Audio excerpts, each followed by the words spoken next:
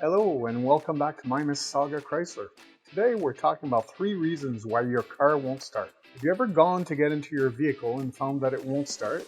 This always seems to happen in the most inopportune time, but I'm here to help. My name is Pat. I'm with Mississauga Chrysler's Chrysler, Dodge, Ram, and Jeep Service Department. And today we're reviewing the top 3 reasons your vehicle won't start. We typically find 3 major reasons why a vehicle won't start. The number 1 reason, and the most common, is battery concerns, either having an issue with the battery directly or with the battery terminals. A few signs might indicate you might have a battery problem.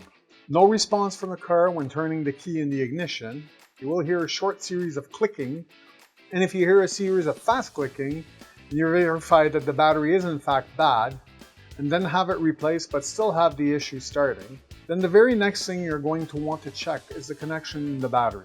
You'll have 2 terminals, positive and negative, that have little clamps to connect to the cables.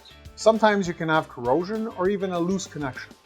Ensure that there's no play in the clamps to ensure that you have a strong connections to the battery. The second reason your vehicle may not be starting is starter concerns. First, you'll want to make sure that the battery is still good and the connections to the battery, but you want to have your starter checked at the checkout. If you're beginning to have issues with your starter, there's usually 2 signs.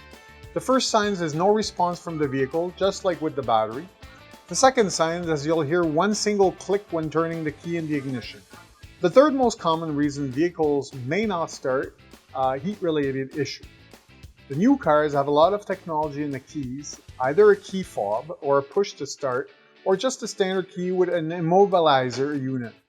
If the immobilizer unit is damaged or the key battery dies, the vehicle will not start. Again, this is Pat with another video on vehicle tips. Please like and subscribe to see more videos just like this and comment below. Thank you.